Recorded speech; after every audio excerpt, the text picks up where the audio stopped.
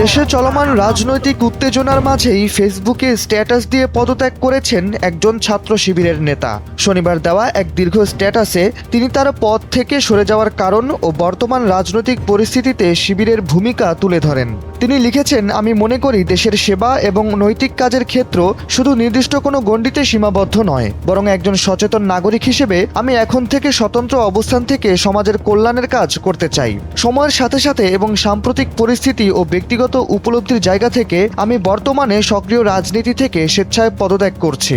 দেশজুড়ে চলা ছাত্র রাজনীতির মাঝে শিবিরের এই নেতার পদত্যাগের খবরটি গণমাধ্যমে বেশ সাড়া ফেলে।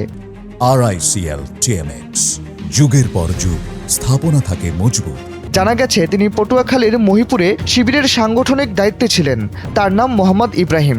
পদত্যাগের খবর জানানো সেই স্ট্যাটাসে তিনি আরও লিখেছেন, দীর্ঘদিন ধরে আমি বাংলাদেশ ইসলামী ছাত্র শিবির মহিপুর থানার শাখার সাথে যুক্ত ছিলাম এবং সেখানে একটি সাংগঠনিক দায়িত্ব পালন করেছি। এই দীর্ঘ পথ চলায় আমি অনেক কিছু শিখেছি এবং অনেকের সাথে কাজ করার সুযোগ হয়েছে। যাদের সাথে অতীতে কাজ করেছি তাদের প্রতি আমার সম্মান ও শুভকামনা রইল। তবে এখন থেকে আমি কেবল একজন সাধারণ নাগরিক হিসেবে ব্যক্তিগত জীবন নিয়ে এগিয়ে যেতে চাই।